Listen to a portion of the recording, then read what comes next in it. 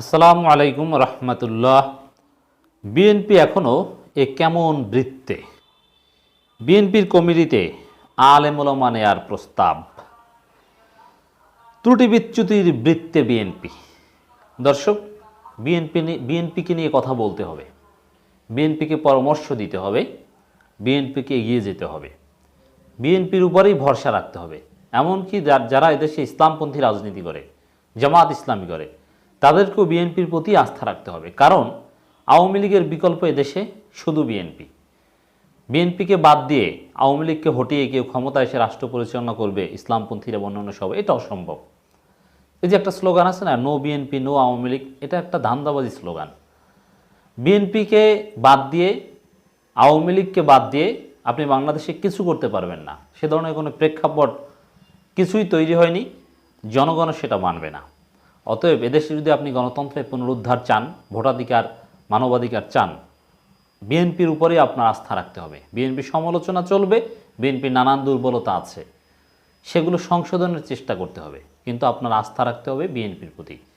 আপনি দল করুন বা না করুন, আপনি রাজনীতি পছন্দ করেন বা না করেন, আপনাকে বিএনপির প্রতি আস্থা রাখতে হবে। এই আহ্বানটা আমরা জানাই, এই বাস্তবতাটা আপনাদেরকে আমরা বোঝাতে চাই। এখন বিএনপির সাংগঠনিক নানান দুর্বলতা বিএনপির ব্যর্থতার অন্যতম কারণ। বিএনপি নানান কারণে ব্যর্থ হয়েছে, সরকার নানান কারণে এবার ডামি নির্বাচন করে সফল হয়েছে। তার মধ্যে আন্তর্জাতিক বিভিন্ন কার্যক্রমের সম্পর্ক আছে, তার মধ্যে সরকারের দমন পীড়নের সুপ্রিমেসি আছে, এবং বিএনপি সাংগঠনিক দুর্বলতাও one of the reasons behind the failure. অতএব এইটা কিন্তু আলোচনা করা দরকার। চমৎকারভাবে একটা গণমাধ্যম বিএনপির ত্রুটি বিচ্যুতিগুলো একেবারে সামগ্রিকভাবে, আমি সংক্ষেপে বলবো, তুলে ধরতে পেরেছে যে বিএনপি যে ত্রুটি বিচ্যুতির বৃত্তে আটকে আছে, এক্স্যাক্টলি আমি একমত। এইগুলো যেহেতু বিএনপির হাইকমান্ড থেকে শুরু করে বিএনপির মাঠ পর্যায়ের অনেকে আমাদের বক্তব্য শুনেন, আমরা বলবো আপনারা ভয়েস রেজ করেন। যে সমস্যাগুলো আজকে আমরা আইডেন্টিফাই করব, যে সমস্যার বৃত্তে বিএনপি আটকে আছে বলে আমরা আইডেন্টিফাই করব, বিশ্লেষণ করব, এগুলোর সমাধান একে একে করতে হবে এবং আশু সমাধান করতে হবে, জরুরি সমাধান করতে হবে, না হলে বিএনপি সফল হতে পারবে না। তার মধ্যে প্রথমে যেটা বলবো যে বিএনপি যেহেতু এখন নতুন ধারা রাজনীতি করতে হবে, ইন্ডিয়া আউট রাজনীতি করতে হবে, ভারতের পেছনে পেছনে ঘোরা, ভারত বিএনপিকে সমর্থন দিয়ে ক্ষমতায় এনে দিবে, এ ধরনের উদ্ভট কল্পনা বিলাস করা যাবে না। ভারত বিদ্বেষের বা ভারতের আধিপত্যবাদ বিরোধী রাজনীতি করতে হবে। আর ভারতের আধিপত্যবাদ বিরোধী রাজনীতির আর একটা সিনোনিম হচ্ছে ইসলামপন্থী দিয়ে নিয়ে রাজনীতি করতে হবে। এজন্যে বিএনপিকে এখন যে চরিত্রটা ধরতে হবে, কোনো জায়গায় 10 জন বিএনপি দাঁড়ালে সেখানে যেন 2 জন কমপক্ষে দাড়ি টুপিওয়ালা লোক থাকে। সারা দেশে জেলা কমিটি, মহানগর কমিটি, উপজেলা কমিটিতে 2-1 জন হুজুর, আলেম, মাওলানা থাকতে হবে, যার নামের পেছনে মাওলানা আছে। তাহলে বিএনপির রাজনীতি আরও গতিশীল হবে। আওয়ামী লীগের বিকল্প হিসাবে তাদের যে গণমানুষের রাজনীতি, সেটা নতুন গতি পাবে। বিএনপি ভারতে বলয় থেকে আরও বেরিয়ে আসতে পারবে ব্যাপক পরিমাণ হুজুর থাকলে, আলেম ওলামা থাকলে। যে কথাটা আমরা বারবার বলতে চাই, বিএনপির স্থায়ী কমিটি পুনর্গঠন করা একেবারে জরুরি। স্থায়ী কমিটি একটা হজারল ব্যবস্থা। স্থায়ী কমিটির অধিকাংশ সদস্য কেউ ইনঅ্যাক্টিভ, মৃত, অমুক তমুক নানান। পুনর্গঠন করে তরুণদের সুযোগ দিতে হবে, যারা ইমানি পরীক্ষায় উত্তীর্ণ হয়েছে এই নির্বাচন কেন্দ্রিক নানান কার্যক্রমে, তাদেরকে স্থায়ী কমিটিতে মূল্যায়ন করতে হবে, এবং কমপক্ষে 1-2 জন আলেম বিএনপির স্থায়ী কমিটিতে থাকা চাই। আমরা সেই প্রস্তাব করছি, এই ভয়েস রেজ করছি। বিএনপির ভাইস চেয়ারম্যানদের মধ্যে, বেগম খালেদা জিয়ার বা চেয়ারপারসনের উপদেষ্টাদের মধ্যে আলেম ওলামা থাকতে হবে। শুধু নামকস্তে ওলামা দল নয়, ওলামা দল ওলামা দলের মতো থাকবে, মূল দলেও বিভিন্ন জায়গায় কমিটিতে ব্যাপক পরিমাণ আলেম ওলামা রাখতে হবে। একবার যদি আলেমদেরকে মূল্যায়ন করে, স্পেস তৈরি করে বিএনপি, তখন আলেম ওলামারা ব্যাপকভাবে বিএনপি রাজনীতি করতে আসবে। তো বিএনপিকে এই যে ত্রুটি বিচ্যুতির বৃত্তে আটকে আছে, এই বৃত্ত থেকে বের হতে হবে। দেখেন এখানে কি কি পয়েন্টগুলো সামনে আনা হয়েছে। গত 15 বছরের বেশি সময় সাংগঠনিক ব্যর্থতার বৃত্তে ঘুরপাক খাচ্ছে বিএনপি। দলের রয়েছে নানান ত্রুটি বিচ্যুতি। ভবিষ্যৎ পরিণতি নিয়েও হতাশ নেতাকর্মীদের একাংশ। বিএনপি পুনর্গঠন, অতি মূল্যায়ন আর অবমূল্যায়ন নিয়ে আছে জটিলতা। চেয়ারপারসন অসুস্থ, ভারপ্রাপ্ত চেয়ারম্যান বিদেশে, স্থায়ী কমিটিতে নেই ভার থাকা নেতা, অঙ্গ সংগঠন কমিটিগুলো তো মানে বিএনপির সর্বাঙ্গে ব্যথা। বাস্তব কথা হচ্ছে এটা, অসন্তোষ আছে, সব মিলিয়ে অনেক নড়বড়ে অবস্থা বিএনপির। দ্বাদশ জাতীয় নির্বাচন কেন্দ্রিক ব্যর্থতা সেটা আরও বেশি প্রতিষ্ঠিত করেছে। দেখেন, বিএনপিকে এখন যদি নতুনভাবে সাংগঠনিক ত্রুটি বিচ্যুতির বৃত্ত থেকে বের করে আনা না যায়, তাহলে আগামী দিনে গণতান্ত্রিক আন্দোলনে বিএনপি জনগণের আশা আকাঙ্ক্ষা পূরণ করতে ব্যর্থ হবে। অতএব এটা অতীব জরুরি। বিএনপি ও এর অঙ্গ সংগঠনগুলোর নেতাকর্মীদের সঙ্গে কথা বলে পাওয়া গেছে এমন তথ্য, দলীয় পদ পদবি হারানোর সংখ্যায় তারা নাম প্রকাশ করতে চায় না।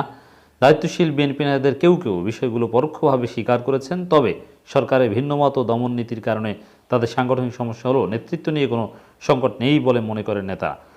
না, সংকট আছে, এটা স্পষ্ট, এতে কোনো সন্দেহ নাই।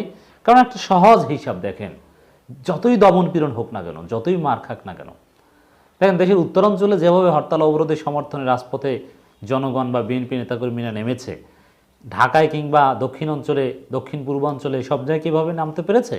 পারেনি। এর মানে পার্থক্য স্পষ্ট।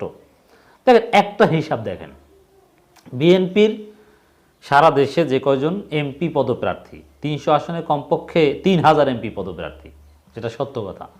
যারা একেবারে সরাসরি এমপি হতে চায়, যারা উপজেলা চেয়ারম্যান হতে চায়, ভাইস চেয়ারম্যান হতে চায়, যারা বিভিন্ন সিটি কর্পোরেশন বা পৌরসভার কাউন্সিলর পদপ্রার্থী, মেয়র পদপ্রার্থী, ইউনিয়ন পরিষদের চেয়ারম্যান মেম্বার পদপ্রার্থী, এরাই যদি রাজপথে নামতো, প্রত্যেক দিন কর্মসূচিতে কমপক্ষে 20,000 কর্মী না, এরা সবাই নেতা, 20,000 নেতার রাজপথে নামার কথা।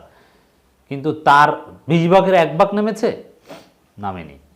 এর মানে নেতাদেরই খবর নেই, কমিটিতে সমস্যা, দুর্বল নেতৃত্ব, টাকা পয়সাওয়ালা লোক নেতৃত্বে বসে আছে, অথচ রাজপথের কোনো অভিজ্ঞতাই তার নেই। এরকম আমরা চিনি অনেককে, রাজপথে নামতেই পারে না, সক্ষমতাই নেই, ভয় পায়। অনেক টাকার মালিক, তিনি নমিনেশন পেয়ে এখন বিএনপির উপজেলার দায়িত্বে আছেন, আমি জানি, নাম বলবো না। এই হচ্ছে অবস্থা।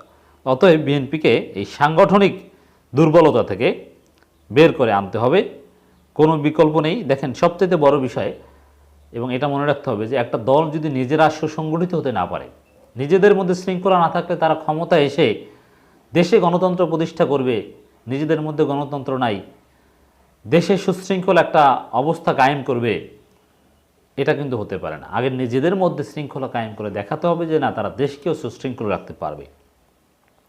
দলীয় সূত্র জানায়, দলের 6ষ্ঠ জাতীয় কাউন্সিল থেকেই সংগঠনের ভঙ্গুর অবস্থা।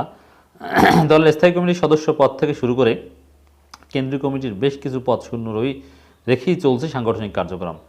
2016 সালের 19 মার্চ মাসে সর্বশেষ কাউন্সিল অনুষ্ঠিত হয়। এখন বিএনপির জন্য অতীব জরুরি নতুন কাউন্সিল করা, প্রয়োজনে মহাসচিব পরিবর্তন করা, কাউন্সিলের মাধ্যমে এটা জরুরি।